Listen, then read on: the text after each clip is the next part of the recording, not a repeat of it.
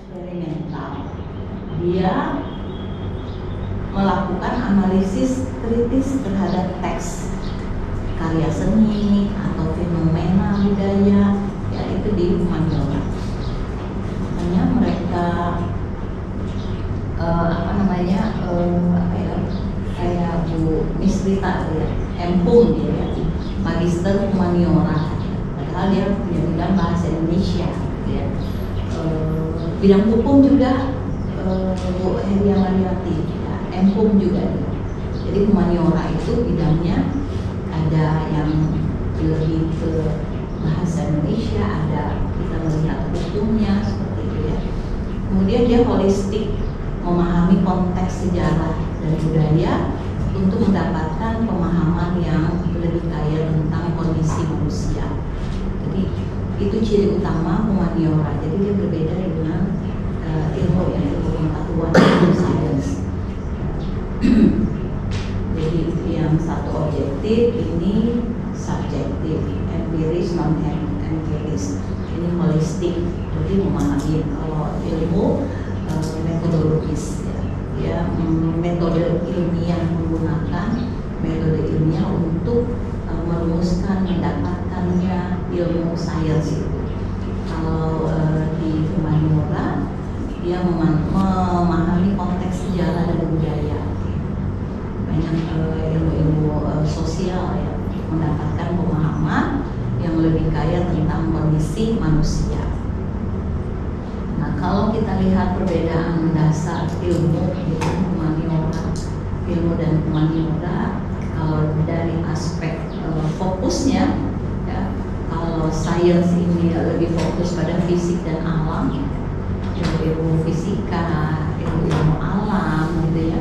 Nah, kalau humaniora dia pada pemikiran, budaya dan kondisi manusia, jadi lebih fokusnya ke situ. Nah, metodenya tadi, kalau ilmu ini secara ilmiah, eksperimen dan pengukuran empiris. Kalau humaniora dia lebih kepada analisis kritis, narasi dan refleksi. Nah, tujuannya tentunya kalau ilmu atau sains ini menemukan kebenaran objektif dan universal.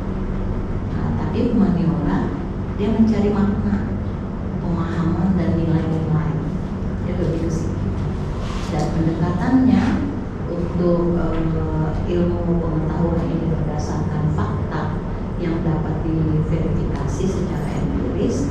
Kalau humaniora dia berdasarkan interpretasi konteks dan dari sudut pandang.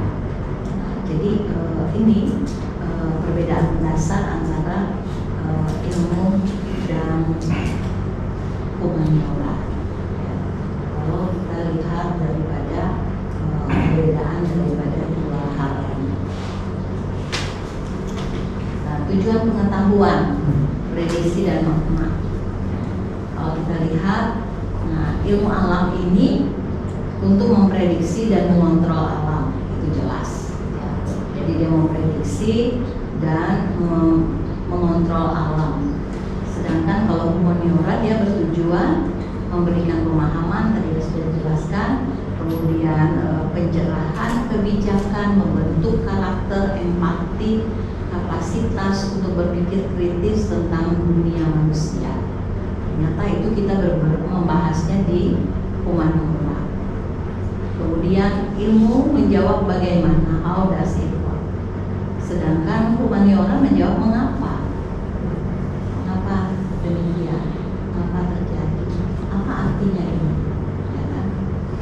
Kalau di ilmu udah pasti gitu ya. Bagaimana? Ya.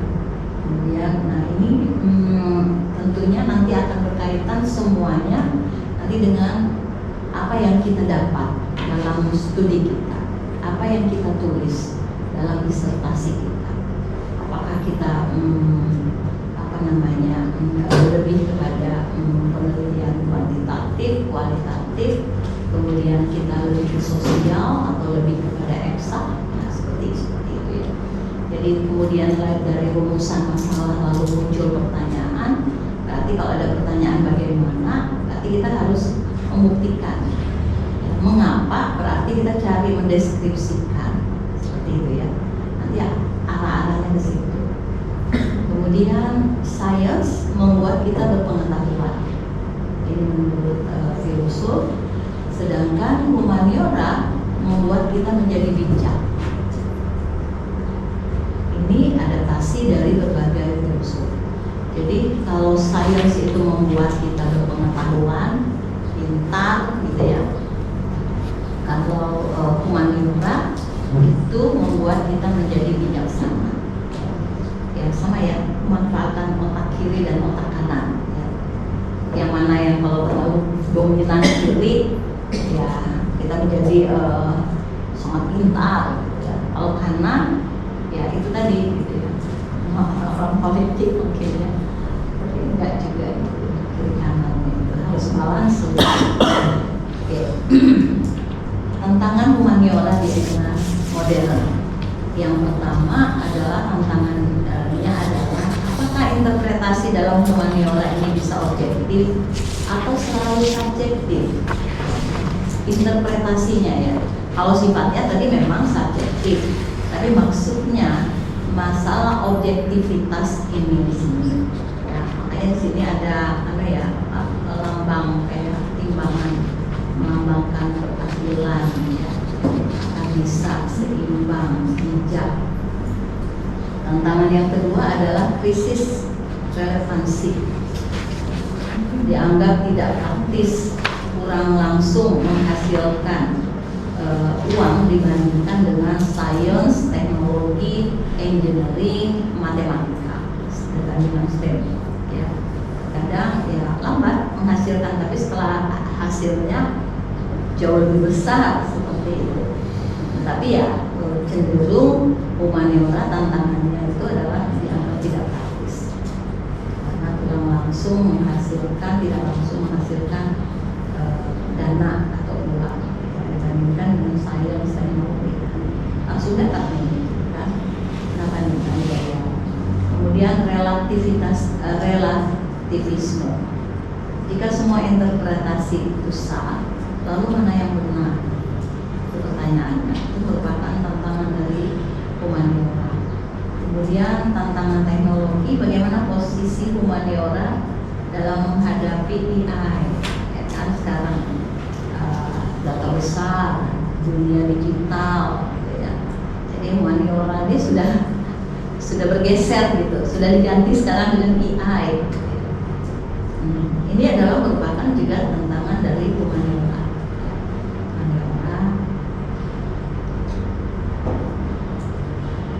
Jadi ada masalah objektivitas, relevansinya, ya sudah dianggap sudah tidak praktis lagi. Ya. Kan kalau kita perhatikan pembahasan kalau kita dosen anak mahasiswa kita, mereka wow bagus gitu kata-katanya, tapi ketika ditanya sitasinya, ada bu katanya di buku, mana bukunya? Ya bukunya ini gitu kan, ternyata mereka ambil dari AI juga. Kamu pernah baca nggak bukunya ini? Nggak pernah katanya, karena mereka ambil sitasinya dari AI contohnya. Bahasnya bagus gitu, kan yang bahasnya dari AI, tapi mereka nggak tahu apa yang mereka bahas. Seperti itu. Itu juga merupakan tantangan. Nah, mengapa humaniora ini tetap penting? Karena humaniora memberikan kompas etika. Untuk kemajuan sains dan teknologi. Jadi ada etika. Ketika kita mengambil gambar-gambar seperti ini, juga ada yang bebas, yang tanpa dikenai pelanggaran, kita mengambil hak cipta orang, gitu. Ini ambil yang bebas. Ini contoh aja saya ambil. Humaniora memberikan etika untuk kemajuan sains dan teknologi, dan dia juga mengajarkan soft skill masa depan, bagaimana cara berpikir kritis, kreativitas, berempati, komunikasi. Jadi kalau kita memiliki jiwa, sifat empati, melatih komunikasi kita bisa lebih berkembang, kreativitas, berpikir kritis, ya. Itu belajar dari humaniora. Dia juga adalah memori kolektif yang mencegah kita mengulangi kesalahan sejarah. Kita dalam kehidupan, ya, ini ada gambar otak dan hati, ya. Terkadang, ya, ketika kita akan merubah kehidupan, berarti kita akan melihat kita tidak akan mengulangi hal-hal yang di belakang sana yang jelek, ya. Tidak mengulang kesalahan sejarah, ya. Dalam kehidupan kita aja, dari keluarga besar kita misalnya, oh ya ada hal yang seperti ini yang sudah ada dalam sejarah kehidupan keluarga, ya kita jangan ulang lagi gitu ya untuk generasi berikutnya. Itu juga kalau kita tidak banyak belajar juga pelajaran kehidupan, kita juga tidak bisa. Oh ya, kenapa ini terjadi? Kemudian ilmu tanpa humaniora ini buta, tapi humaniora tanpa ilmu juga lumpuh, gitu ya. Lumpuh ini jadi pendapat dari adaptasi Einstein. Ya, jadi ilmu tanpa humaniora itu buta, dan humaniora tanpa ilmu juga lumpuh, ya. Nah, kalau kita melihat karakteristik dari humaniora, kita memahami cara pandang humanistiknya. Jika ilmu alam itu bertanya apa faktanya dan bagaimana cara kerjanya, tadi humaniora bertanya apa artinya, mengapa hal itu penting, bagaimana pengalaman tersebut dirasakan. Nah, karakteristik humaniora ini membentuk satu lensa epistemologi yang unik untuk memahami kompleksitas manusia. Manusia ini sangat kompleks, sangat kompleks. Jadi jelas perbedaannya tadi. Ini kalau kita berbicara masalah karakteristik daripada humaniora itu sendiri. Yang kedua bersifat interpretatif, ya, dari hermeneutik. Nah, tugas humaniora ini adalah menafsirkan, bukan hanya mendeskripsikan, tapi dia menafsirkan. Jadi bukan mendeskripsikan. Kalau kita misalnya dari ya sama aja ya, kalau kita lihat dari agama atau kepercayaan, jadi rata-rata penafsir Alkitab itu adalah kalau kita lihat tulisan-tulisan itu ternyata mereka filsuf, ya. Mereka bisa menafsirkan isi Alkitab yang tentunya membantu kita untuk menginterpretasikan atau menguraikan bahan-bahan itu dalam suatu renungan, ya.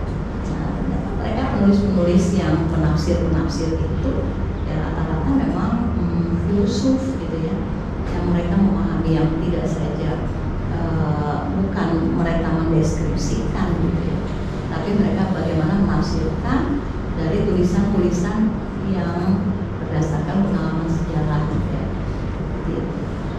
Nah, kemudian dia berpusat pada teks dalam arti luas, buku, lukisan, hukum, peristiwa sejarah, budaya, ya, dan upaya memahami makna di dalamnya. Itu humaniora. Nah, kebenaran bersifat multidimensional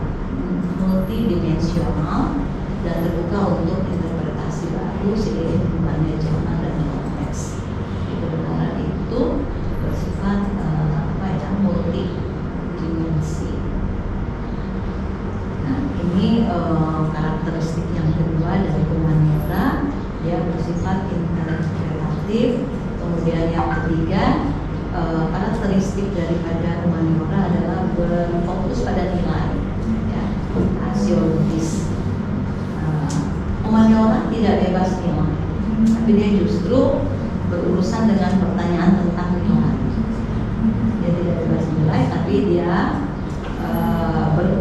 berurusan atau selalu berhubungan dengan nilai atau pertanyaan tentang nilai, bagaimana nilainya dan seterusnya. Kemudian dia selalu mempertanyakan apa yang baik, apa yang buruk, apa yang indah, apa yang adil atau benar dalam konteks manusia. Itu humaniora. Kemudian dia juga membahas etika, estetika, dan nilai-nilai budaya yang dianut masyarakat. Itu humaniora. Contohnya filsafat moral, membahas keadilan sastra, mengeksplorasi kebaikan dan kejahatan, kemudian sejarah mencatat perjuangan untuk nilai-nilai seperti kebebasan. Nah, ini karakteristik dari humaniora. Jadi dia berfokus pada nilai. Yang selanjutnya, humaniora juga menekankan konteks historis dan budaya. Sebuah teks peristiwa atau karya seni tidak dapat dipahami terlepas dari konteksnya. Konteks historis apa dan dalam kondisi sosial politik apa sebuah karya itu lahir. Kemudian kalau dari konteks budaya, dari budaya mana sebuah pemikiran muncul, apa nilai-nilai yang melatar belakanginya. Contohnya untuk memahami pemikiran Marx, kita harus memahami konteks revolusi industri dan kondisi buruk pada abad ke-19. Kita bisa membaca, kita bisa cari aja nih. Ini contoh aja saya dapat dari buku. Ini menekankan konteks historis dan budaya.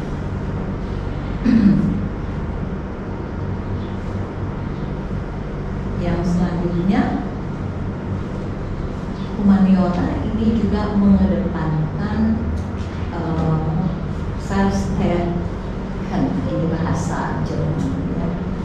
Pemahaman empati, pemahaman interpretatif, konsep dari Wilhelm Wundt, metode khas daripada humaniora, bahwa di situ artinya Western itu adalah menganut pemahaman interpretatif, di mana berusaha menyelami motivasi, maksud, dan pengalaman subjek yang dimiliki. Ya. Dia berbeda dengan penjelasan kausal. Ilmu alam yang mencari hubungan hukum eksternal. Contohnya sejarawan yang tidak hanya mencatat tanggal pertempuran, tetapi juga berusaha memahami semangat dan alasan para pejuang. Sejarawan, orang-orang humaniores, terus menulis sejarah. Kemudian dia juga bersifat kritis, reflektif. Ya. Humaniora mendorong kita untuk berpikir kritis terhadap segala hal yang dianggap biasa, wajar, atau alami. Tapi di dalam humaniora dia mendorong kita berpikir kenapa dianggap biasa, kenapa dianggap wajar, atau ya alami saja. Kemudian juga membongkar asumsi ideologi dan kekuatan politik yang membentuk pengetahuan dan masyarakat. Kemudian juga humaniora sifat kritis ini dia untuk refleksi diri, dia membawa kepada kita untuk merefleksikan posisi, nilai, dan prasangka kita sendiri. Contohnya kritik sastra feminis mempertanyakan representasi perempuan dalam karya sastra karya sastra. Ini adalah karakteristik daripada humaniora.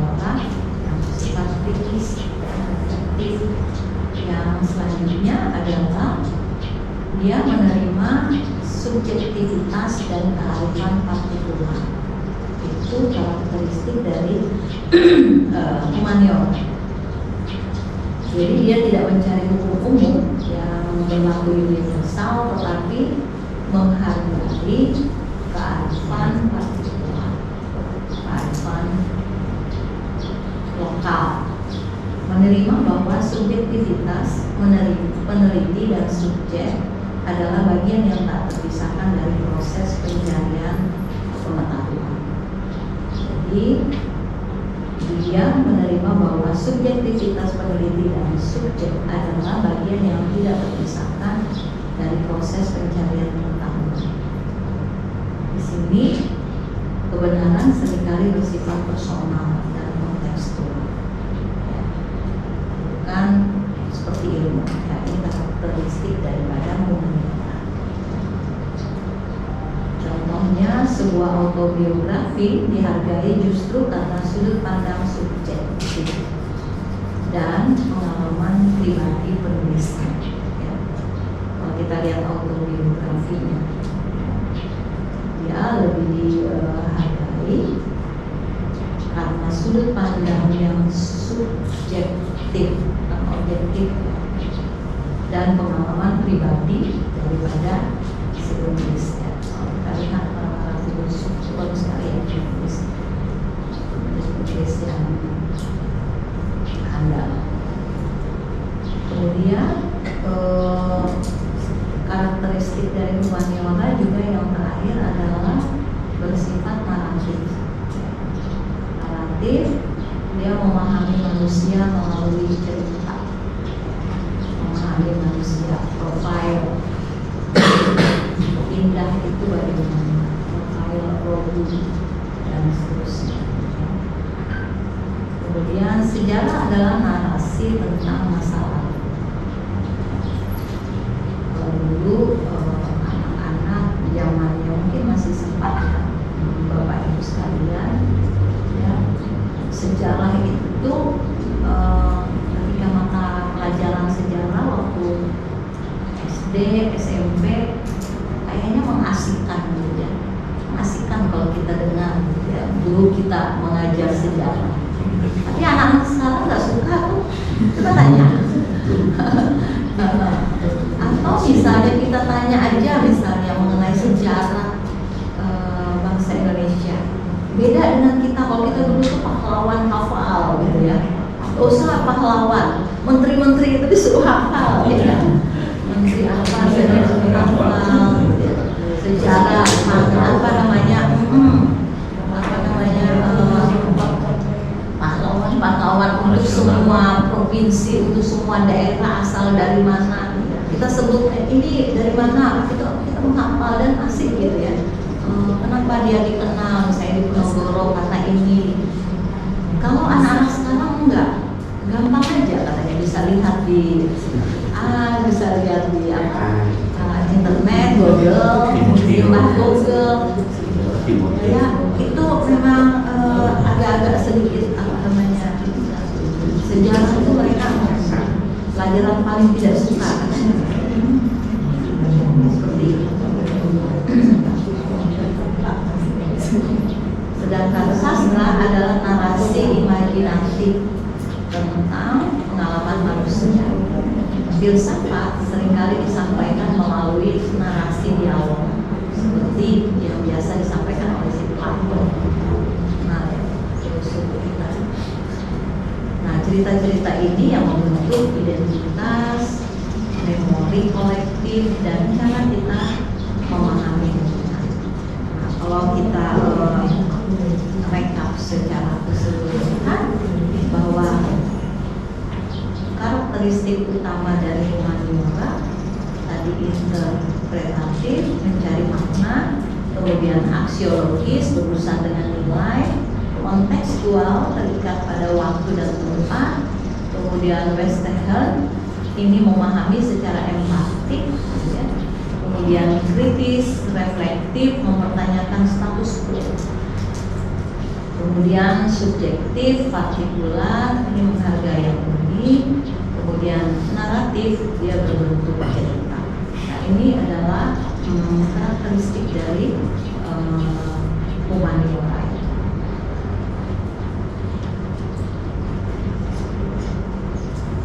Nah, implikasi kekuatan dan tantangan dari humaniora, ya, kalau kekuatannya yang pertama membentuk manusia bijaksana dan berempati.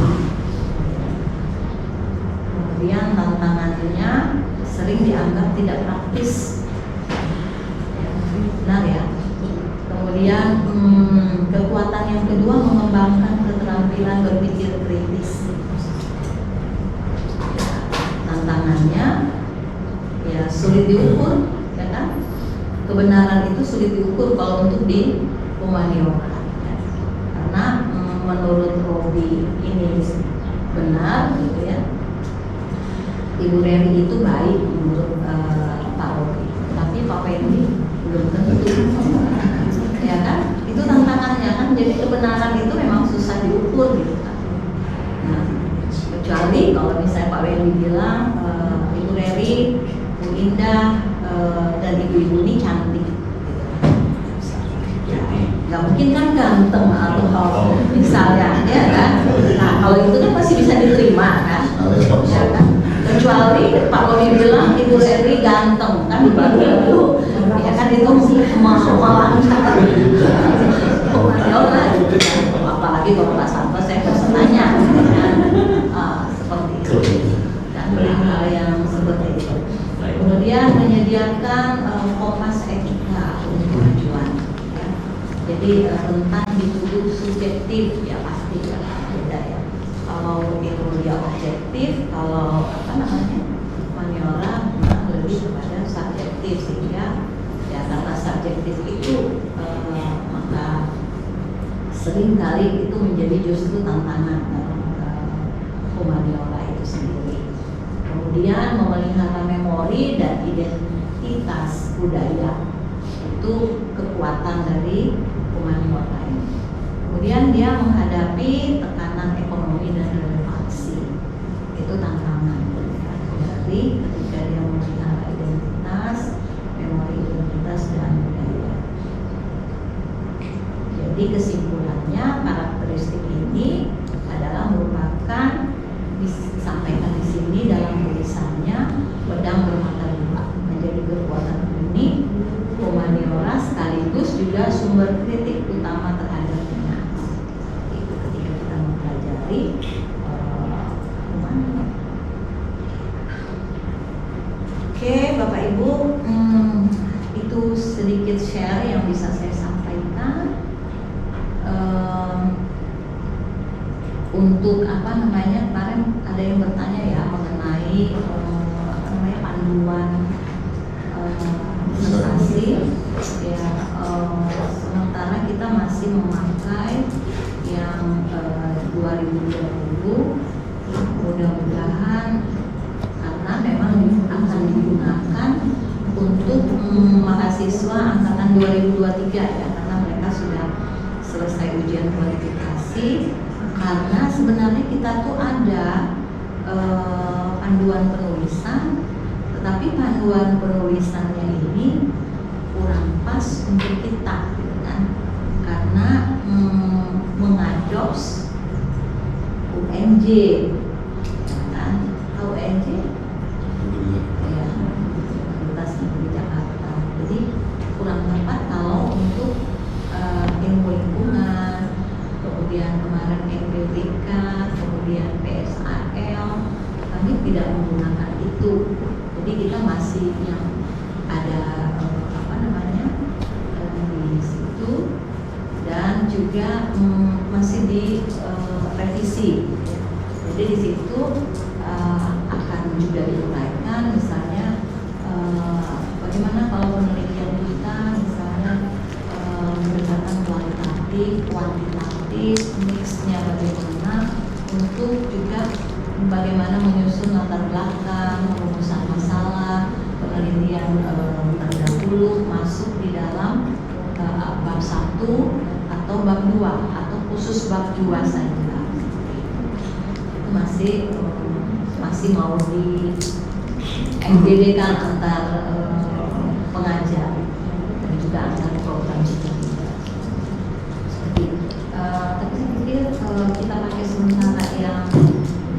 aduan 2020 juga sudah agak lumayan.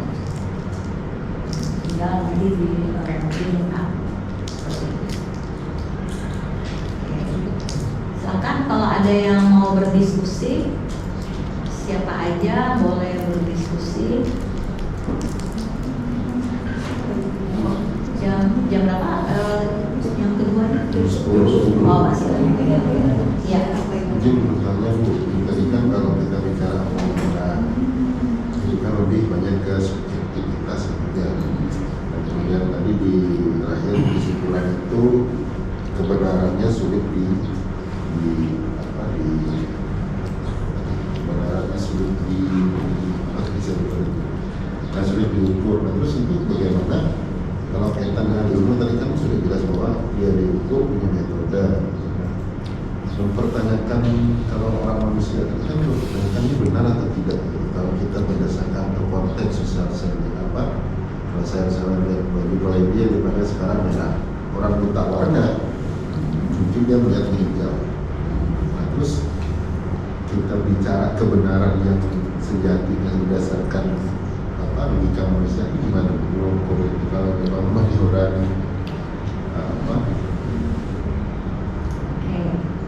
ada yang bisa menjawab?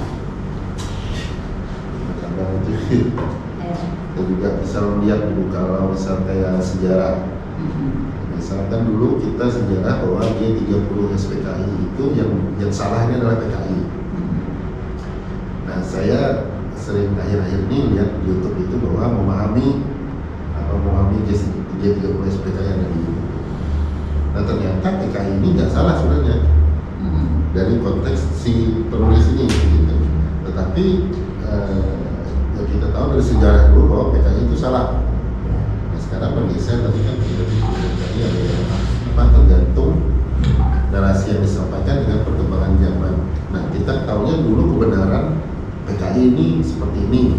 Bahkan wajib kan kita nonton itu kan ya. 30 September pokoknya di PRI pokoknya harus gitu ya. Nah, sekarang ini kan tidak gitu. Malah umumnya itu kan faktanya dibalik. Nah, nanti gimana? Sedangkan kita hidup di zaman yang ini contoh PKI, kita hidup di zaman yang tahu bahwa PKI itu yang salah, tetapi kita juga hidup di zaman yang PKI itu tidak 100% salah. Sekarang kita mengatakan salah itu dari mana? Ya kan? Kayak orang misalnya yang mengomentari bahwa ini tidak tepat nih sejarah. Sekarang yang menulis ini pelaku sejarah tidak? Gitu kan? Kalau dari dia itu ada wawancara dengan pelaku sejarah yang membantai orang PKI itu. Jadi ternyata mereka ceritanya itu disuruh oleh aparat gitu. Itu. Dan ada yang bahasa kita tuh yang sejarah akan ditulis oleh sang pemenang gitu. Gimana Pak? Ya. Sedikit. Tadi statementnya kan sejarah dari PKI kemudian lagi dulu itu dianggap salah, sekarang ada kebenarannya. Kalau pandangan saya, sudut pandangnya tadi PKI telah berbuat mungkin melakukan pembunuhan atau pembantaian, itu yang salah. Mungkin kalau doktrinnya atau pahamnya itu ya kalau mungkin Cina ataupun Rusia juga menerapkan komunis itu, tapi sampai sekarang juga mereka tetap melaksanakan itu, tidak ada yang salah dari hal itu. Mungkin dari sudut pandang itu mungkin yang menarasi sejarahnya itu mungkin fokusnya ke arah kriminalitas ataupun dari segi pembunuhan itu. Kemudian di satu sisi juga menganggap bahwa menarasikan bahwa paham komunis itu salah. Mungkin ada juga tujuan politis yang lain supaya ada doktrin-doktrin lain yang ingin disampaikan melalui contoh tersebut.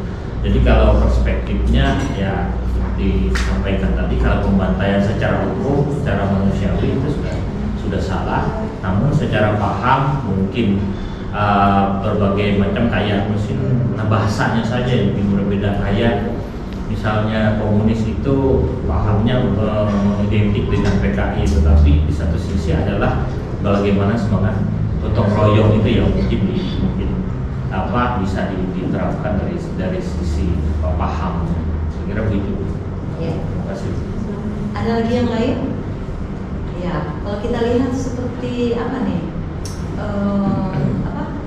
Tahun 1998 tuh, ya kan yang demo yang besar-besaran itu, ya kalau dari pandangan kita semua pasti tidak ada yang mau membenarkan, karena kan banyak korbannya. Kita kalau mau melihat, kita melihat kemanusiaannya aja, gitu kan? Banyak yang mati terlepas daripada misalnya ini ada reformasi mau sekarang reformasinya bagaimana, gitu kan? Nah itu para petinggi aja yang tahu nih reformasinya bagaimana, apakah berhasil?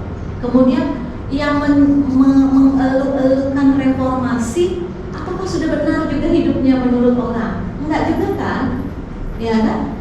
Ketika diperhadapkan dengan misalnya yang namanya uang atau kedudukan, hilang, gitu kan? Iya kan, goyah juga.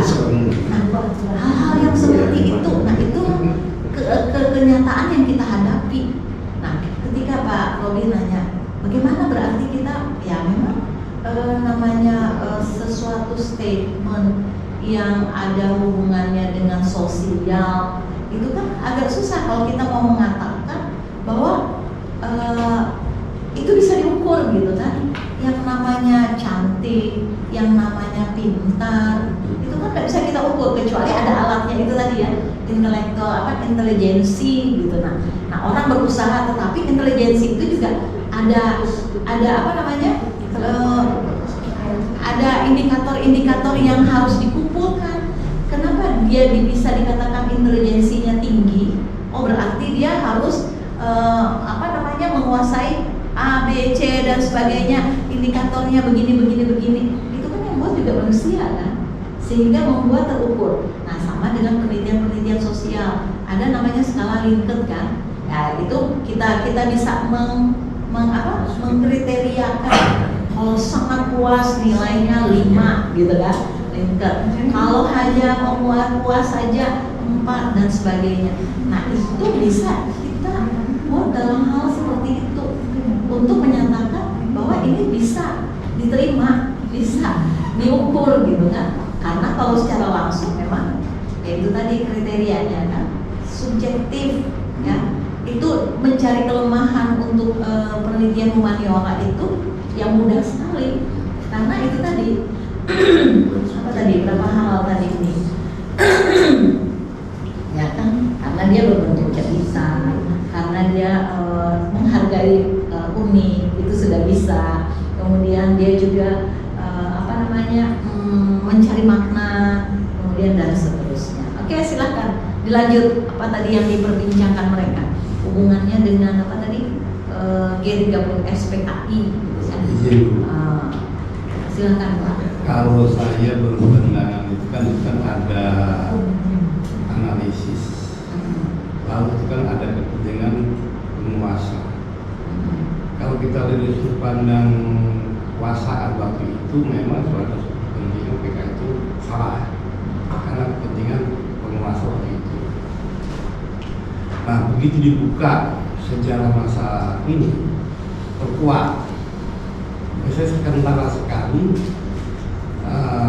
penguasa itu sangat berkepentingan tentang ada PKI. Sebetulnya sudah nampak jelas waktu itu dengan adanya Pindosan dan Kemudian. Sebetulnya kalau dianalisa itu sudah nampak, kalau saya itu sudah nampak. Tapi para pembuat cerita atau sejarah kita juga tergantung satu pesanan, sudah tidak bisa diingkari. Lalu tergantung analisis, tapi yang paling pokok saat sekarang adalah kekuasaan. Contoh buku sejarah yang ditulis oleh Gubernur Noto Susanto itu kan sampai dihapus karena tidak sesuai dengan kekuasaan, itu ganti pada waktu menterinya Pak Daud Yusuf bersama pendidikan. Nah sekarang yang terkuat, kenapa PKI itu dinyatakan tidak bersalah? Yang bersalah adalah Soeharto, karena waktu itu Soeharto berkeinginan bagaimana caranya dendam dengan Ahmad Yani. kan itu.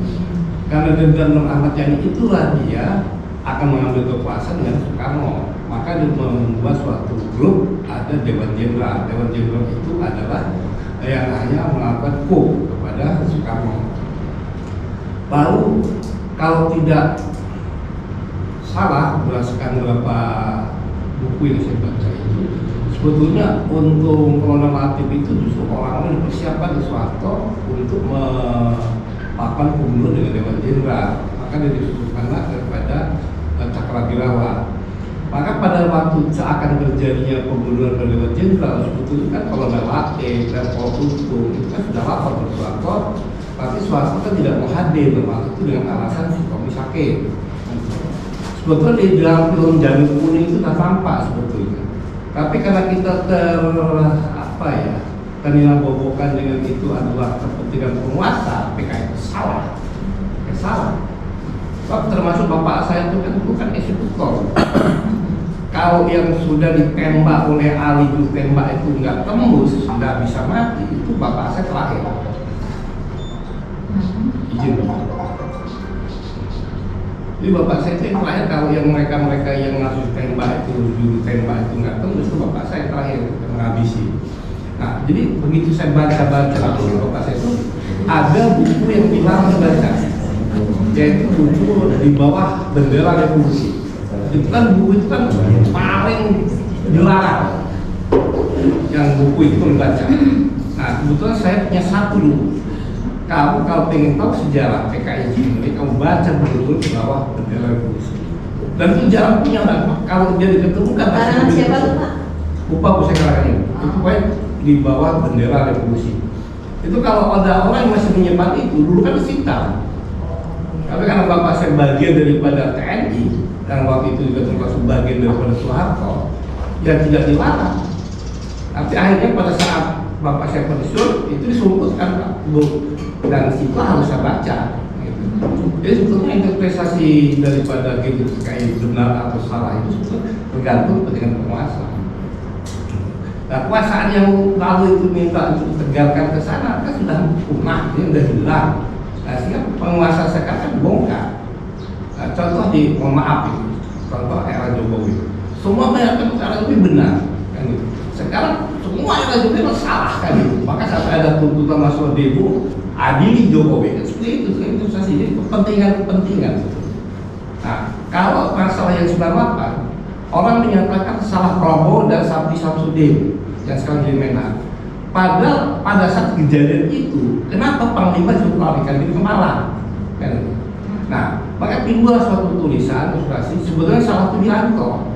Wiranto itu kan persiapan kudeta, tapi tidak berani dengan Prabowo. Kan itu.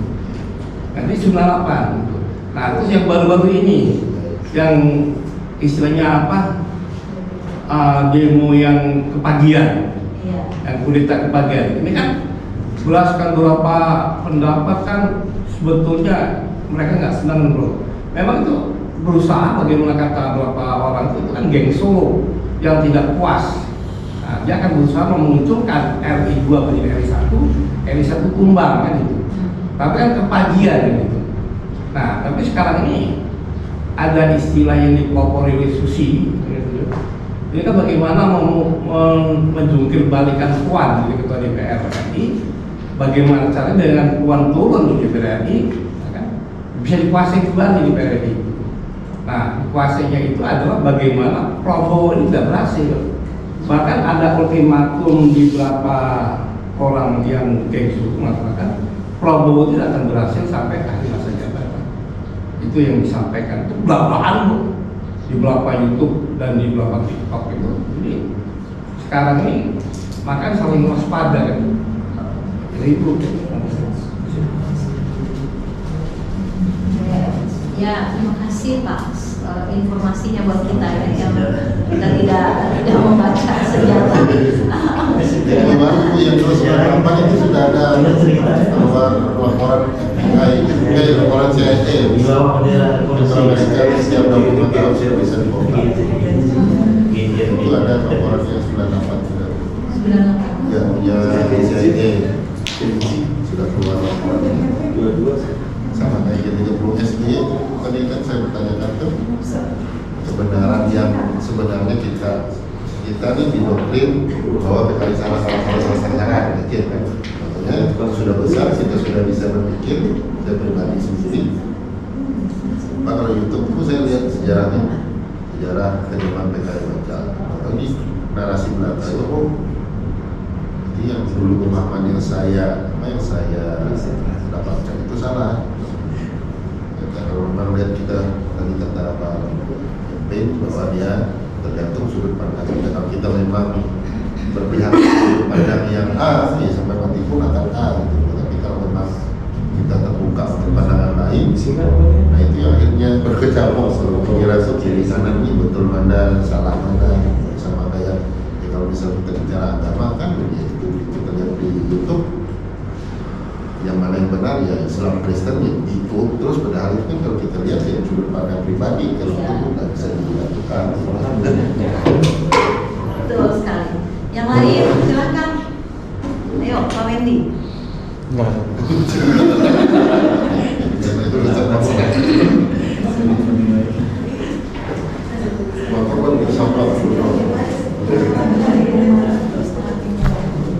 Bapak Ibu, itu kan ada apa namanya dispenser air.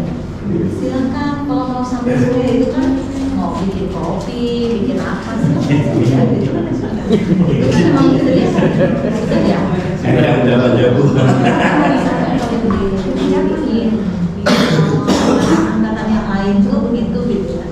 Jadi mereka menyiapkan kopi, teh, minum apa dan sebagainya. Mungkin kan kalian misalnya seharian itu fleksibel aja diatur. Nah kan sudah bukan masih kayak mahasiswa S1 kan, santai aja. Enggak ada terus itu. Masih publik. Oh iya. Bagasi. Aman aja kok, Lili nggak ngutak-ngatik kok. Nggak ada yang bisa. Oke, masih ada lagi kan Bapak Ibu? Semua mau nanya Bu. Ya. Bu Dewi. Ya. Tapi bukan ini Bu, bukan PKI Bu. Izin Bu. Tadi kita ke bidang keilmuan. Nah kadang-kadang muncul itu di di media ataupun di diskusi segala macam itu di bidang keteknikan kami, apalagi kami ini di teknik pertambangan. Narasi yang muncul itu kalau di bidang lingkungan ini bahwa pertambangan itu merusak lingkungan. Narasi itu sudah sangat sangat melekat lah di ini. Tapi pada kenyataannya bahwa 73% ekonomi di Indonesia itu APBN itu disupport dari tambang, bukan dari hasil tambang. Banyak keluhan, kemudian banyak kasus-kasus yang muncul di bidang pertambangan. Nah ini menurut saya mungkin pandangan saja, artinya secara dari sisi mungkin teman-teman ada masukan narasi itu apakah secara signifikan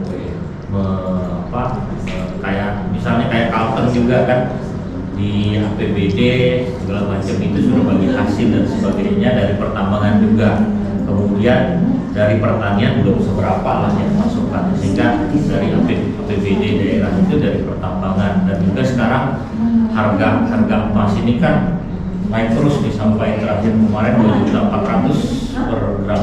2,8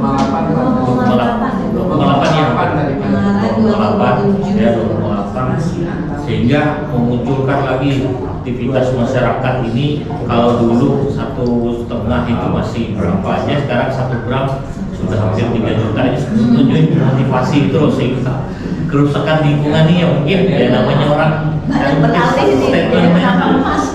statementnya ya kompensasinya kalau kami beralih mungkin keadaan yang klasik lah bahasa kita kalau kita survei di lapangan, bahwa kalaupun ada yang lebih baik apa yang mau dikerjakan masyarakat. Nah ini yang jadi blunder, ataupun kita dari sisi ilmu kita menerapkan bagaimana teknis penambangan yang baik dan yang benar juga ya mereka sesuai dengan kemampuan mereka yang ada di lapangan. Ya, mungkin mungkin apakah itu dalam humaniora ini ada mungkin pandangan-pandangan mungkin yang bisa merubah paradigma mindsetnya itu ya. Apalagi di Kalteng ini sekarang kan di mana-mana ketemu pasti, walaupun ya kita susah juga persoalan ilegal atau tidak ilegal.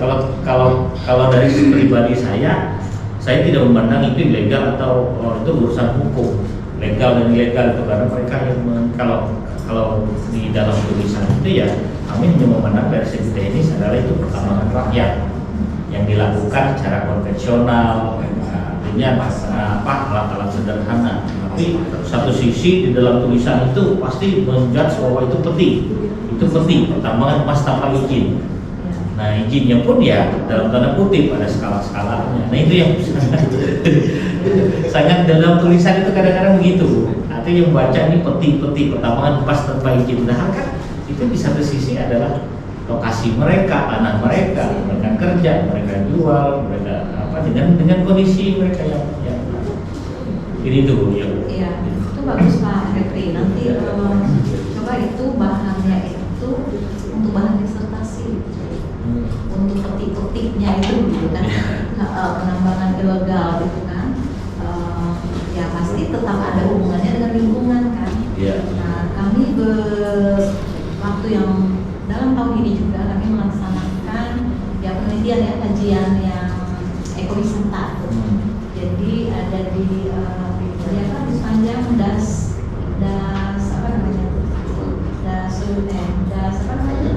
sungai kemarin. Nah ternyata gitu ya, banyak lokasi-lokasi yang ekowisata itu permasalahan yang paling berat yang mereka hadapi adalah yaitu tadi penambangan tuh. Coba kalau lihat di Bohong sana kan, kalau kita mau ke Pulau Kaja, kemudian sebelah situ, itu semua ya penambang-penambang. Dan itu juga membuat resah daripada masyarakat setempat. Ternyata tidak semua dari masyarakat setempat, itu banyak yang dari luar. Iya kan, itu merusak.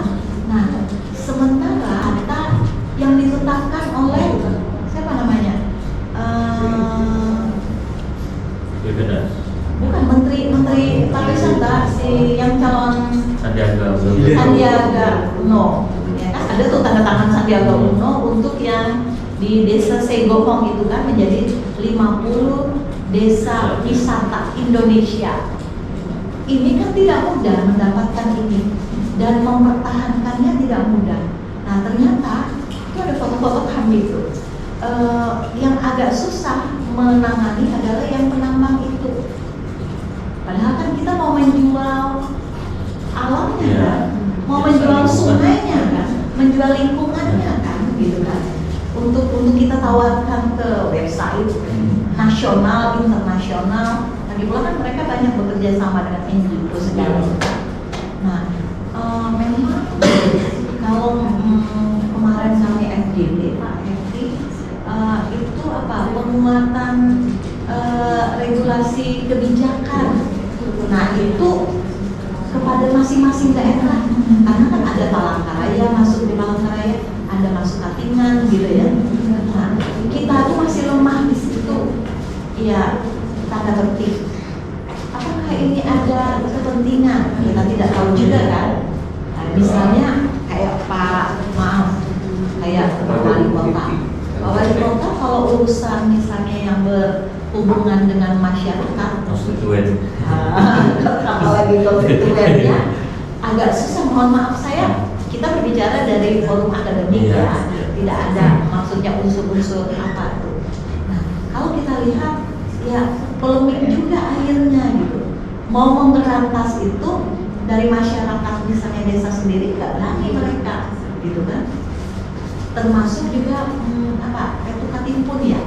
Nah, Retu Katimpun itu juga itu sangat dilema sekali gitu. Yang tambang-tambangnya itu. Ya, kembali ujung-ujungnya itu tadi hukumnya lemah. Nah, sekarang siapa yang berkompeten untuk masalah kebijakan hukum lingkungan ini? Ya kan? Sementara kalau dilihat dari masing-masing daerah punya ya Pak, gitu ya, punya ya yang berperan untuk mengatur baik dari DLH, dari mana lagi yang mengatur untuk regulasi kebijakannya itu. Belum lagi kehutanan, kehutanan mungkin ya di pinggir lah dulu gitu kan. Yang ada hubungannya itu langsung daerah. Nah, seperti itu. Coba aja Pak, disertasi ya arah ke penambangan itu. Atau ada masukan, silahkan. Izin ya. Kita diskusi, silahkan.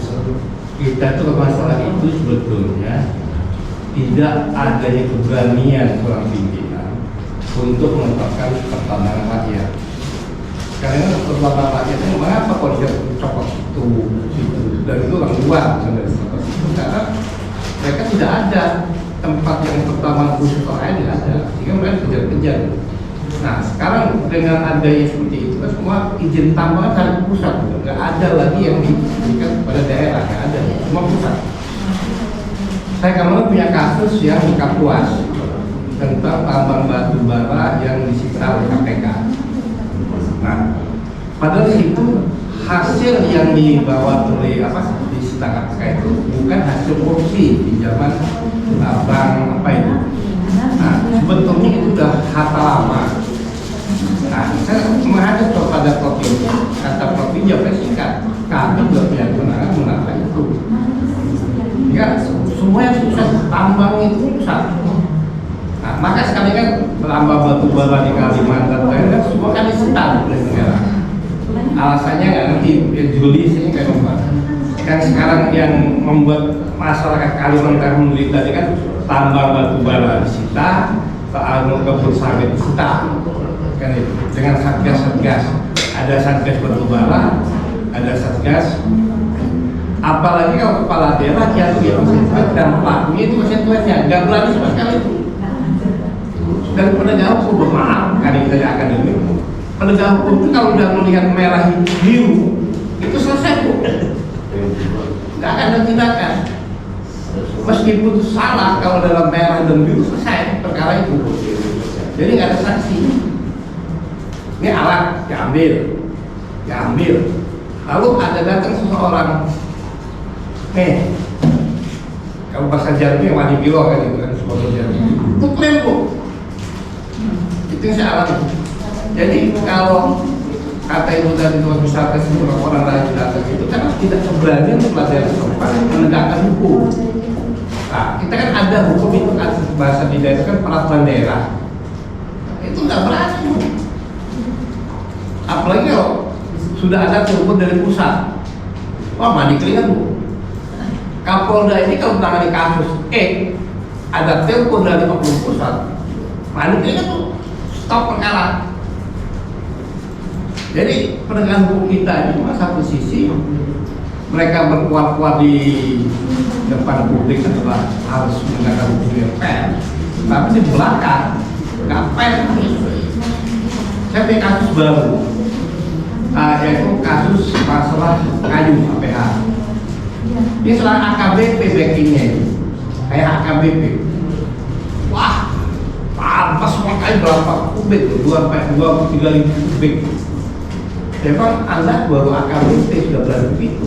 Kalau saya laporkan saya bilang, diperiksa kompol, sampai kencing-kencing saya bilang. Ujian wajar apa? Jadi sulit bu. Kalau memang kita buat disertasi bagus, tapi itu harus ada keberanian mental untuk menerima tekanan publik terutama adalah oknum yang masih dirugikan. Contoh Purbaya sekarang kan banyak tekanan dia yang berani itu segala duit. Terima kasih bu. Ya, terima kasih Pak untuk sharingnya. Masih ada lagi Bapak Ibu berikan masukan untuk Pak Hepri ini ya. Menambahkan bu, mungkin ini pengalaman yang saya alami bu. Kebetulan kemarin cukup apa ya bu, boleh dibilang pengalaman yang sangat berharga bagi saya. Sempat kemarin ikut di kontestasi politik caleg provinsi bu, walaupun gagal. Nah kebetulan saya dapil 1 kan Palangkaraya, Lumas, Katingan. Nah otomatis kan saya harus kebutuhan tebu ke masyarakat. Nah, tentang tambang rakyat itu Pak Hepri terutama di Gunung Mas yang saya agak lama mungkin turun ke lapangannya itu, saya sampai ke Mahuroy Bu, yang Gunung Mas itu. Di sana kan memang tambangnya ini, jadi saya dalam konteks ini dengan masyarakat lah berbincang segala macam itu. Jadi alasan mereka yang terkuat itu seperti ini Pak Hepri. Jadi kenapa harus diprotes gitu, toh ini tanah leluhur orang tua kami gitu yang ditambang. Nah, seperti itu alasan pertama. Yang kedua, daripada kami melakukan tindakan kriminal gitu loh, lebih baik kita menambang dan kita jadi anggapan mereka itu tidak menyalahi aturan itu karena pertama tanah pribadi, kedua itu untuk isi perut lah istilahnya Bu, untuk perekonomian pribadi seperti itu. Kemudian mereka singkatnya seperti ini, kan kita sudah punya modal istilahnya tanah leluhur, tanah orang tua, kenapa itu aja nggak diolah gitu. Jadi mereka tidak ada tuh berpikiran untuk meningkatkan segi pendidikan atau apa gitu kan, mengembangkan prospek yang lain, enggak. Jadi mereka itu intinya apapun yang disediakan oleh alam yang segera jadi duit lah, mohon maaf intinya itu yang mereka lakukan Bu gitu. Jadi simple gitu loh pola pikir mereka itu, menambang dapat uang, sudah keberlangsungan hidup akan terjaga, seperti itu Bu. Jawabannya rata-rata seperti itu. Ya, untuk mencari pembenaran kan masyarakat seperti itu. Tetapi kembali lagi kepada kebijakan dari pemerintah yang tidak berani. Contoh soal di Malang, saya 5 tahun loh ya di sana, hampir 5 tahun di Malang. Sekali saya itu mau nebang pohon di pinggir jalan, di rumahnya gitu loh. Itu dapat teguran gitu ya, nggak boleh, sudah izin nggak katanya gitu sama DLH gitu kan. Pokoknya bukan DLH sih di zaman dulu, pokoknya sama pemerintah. Jadi melalui mereka ada yang RT apa gitu loh. Jadi saya ini kan pas nginap di situ loh, ini kan rumah kami dan ini kan mengganggu gitu kan. Oh nggak bisa Bu, nggak bisa kita menebang pohon yang pohonnya nggak juga yang tinggi banget gitu, nggak bisa, itu harus ada izin. Jadi lalu saya bawalah diskusi ke teman-teman gitu ya. Oh di sini memang ada aturan ya Bu Yohana katanya. Mau kita di mana kita punya itu ada aturan perdanya bahwa memang menebang pohon itu nggak boleh sembarangan, apalagi katanya mau merusak lingkungan. Ada hukumannya Bu kalau kita nebang. Loh saya bilang, nah bayangkan itu tahun 2010 sudah ada perdanya mereka dari Malang gitu. Makanya Malang itu kan kotanya bagus ya. Untuk yang keasriannya, pohon-pohonnya nggak bisa sembarangan mereka nebang, walaupun di rumah katanya. Misalnya harus ada pertimbangan. Ketika kita tebang, sudah ada nggak nanti calon untuk menggantikannya? Oh, saya bilang bisa sampai segitu. Itu betapa bagusnya. Nah, artinya hubungannya dengan yang itu tadi, kalau itu tidak diatur, kita kan kembali kepada lingkungan. Coba lihat hancurnya say go home itu gitu ya. Kalau misalnya kita mau pakai klotok ya ke Pulau Kaja, kalau kita keliling ke sebelah sananya itu kan hancur-hancuran kan. Padahal itu yang mau kita jual gitu. Nah pemerintah ini di mana gitu? Padahal ini sudah ditentukan. Saya bilang sama Pak Lurahnya, Pak ini kenapa? Ya saya nggak bisa banyak bicara, kata Pak Lurah gitu. Ya kan? Karena kan ada Pak Camat ada Pak Wali gitu kan. Nah seperti itu. Nah, ini harus kita sebenarnya agak susah kan kalau kita mau bicara arah ke kebijakan itu. Kalau saja tegas gitu mengatur hukumnya itu bisa benar-benar untuk menjaga lingkungan, aman kita gitu. Itu contoh kecil aja di Malang. Makanya mereka memang bagus ya kondisi lingkungannya tuh nggak seperti ya itu tadi tergantung pada pemimpin daerah seperti itu ya. Ya iya sih, misalnya tebang pohon kan sebenarnya kan walaupun di halaman belakang tuh nggak bisa seenaknya tebang pohon kan, kalau di mana nih di desa-desa gitu kan, pohon-pohon yang besar segala macam kan ada aturannya seperti itu kan. Seperti ini Bu, seperti contohnya aja yang di Desa Mahuro itu sebenarnya ada juga apa namanya sumber daya alam yang bisa di apa ya di misalnya diolah yang lebih ini. Mereka ini Bu, pohon pisang itu mereka tumbuh subur di sana itu, cuma mereka bilang seperti ini, berapalah apa artinya harga pisang dengan daripada emas gitu kan. Jadi padahal pisang itu tumbuh subur Bu, mungkin makanya saya berpikir begitu, kenapa gitu, maksudnya tidak ada yang punya ide kreatif untuk mengembangkan UMKM atau gimana gitu. Jadi mereka jawabannya gitu, ya lebih berharga emas kok daripada ini, ya lebih baik pohon pisangnya di apa coba ditebang Karena pisang mas. itu ya. Itu sih masih, apalagi sekarang kan emas mahal nih. Iya. Banyak nih beralih profesi. Saya nggak sengaja survei, mereka pada punya rumah di Palangkaraya, jadi anak-anaknya yang kuliah itu tidak ngekos Bu, beli rumah. Jadi untuk tingkat ekonomi itu malah di kampung sana iya malah ini. Kebetulannya Bu, untuk yang masa sekarang nanti coba 20 tahun lagi. Saya tuh lihat di apa di Jalur Karaya kemarin Bu. Jadi ada dulu, lalu kan kalau tanya orang tua dulu, kalau mereka naik apa, kalau mereka ke hulu itu kan naik blok. Nah sekarang sungai yang mereka lewati biasa itu sudah nggak ada, pasir semua. Lokasi tempat mereka nyari ikan itu pasir semua sekarang. Dan sekarang kurun itu kalau sudah 1 hari banjir lebat, pasti banjir. Apa hujan lebat pasti banjir. Ya benar. Lewat pasti. Itu artinya kompensasi dari kerusakan lingkungan. Kita tidak menyadari ini.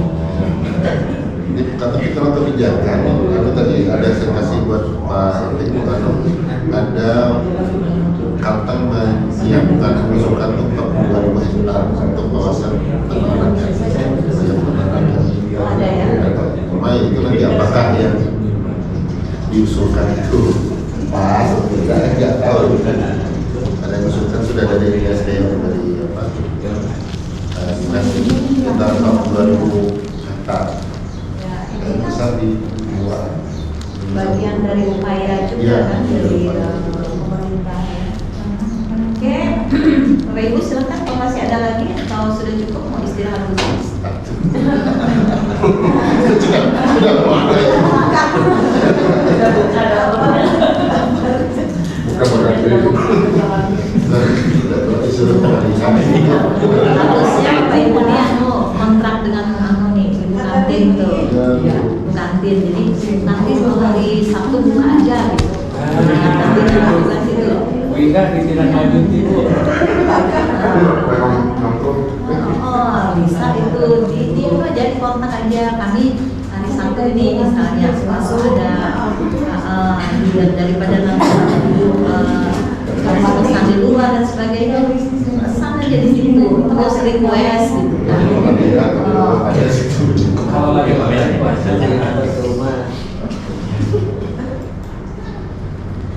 Nomor kontak sama Bu ini. Ada orang tangannya begitu. Satu. Aman aja kan kuliahnya ya Bapak Ibu. Jurnal itu bisa ya, jurnal rumah itu. Jurnalnya mana? Rumah Oh yang tugas kata Dewi bisa aja kan Bu, kalau jurnal yang tugas ibu itu tentang ada ilmu humanioranya gitu, jadi tentang Kita mau isu melihat kan, nggak ada masalah. Human. Bisa.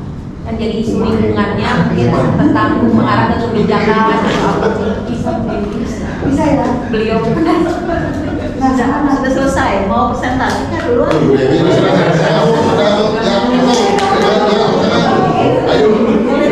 Sebenarnya sudah bergabung. Ya sudah sampai Pak Hasan kesimpulan sudah punya jamu.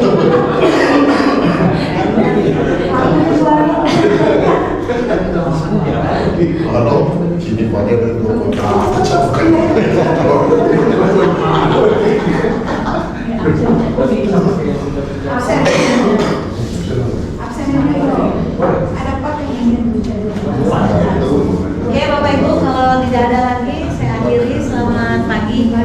Terima kasih. Mereka yang nggak. Bu, saya mau ngambil makanan. Aku indah ya. Dikit jangan. Saya jemput kemana ini? Siapa itu? Kiranya yang baju Itu pink ya? anyway bro. Ya, itu tiga ibu ya. Oh cadangan ya. Sekarang kalau gede. Oh. Ini tuh. Ibu kan sejarah yang tanggal 14. Ini cuma juara yang tanggal 18 Oktober, Bu. Siapa? Pindah kan? Perhutanan sosial. TV sosial. Bu, saya standby di warung ya. Perhutanan sosial. Kan sosial kan? Pas ya itu. Bu, Sosial. Bu Indah. Bu Indah. Bu, Sosial. biar pakai humaniora aja lah infonya, ada sama metode. Aja. Gampang. Langsung branding video kantin buka makanan. Besok.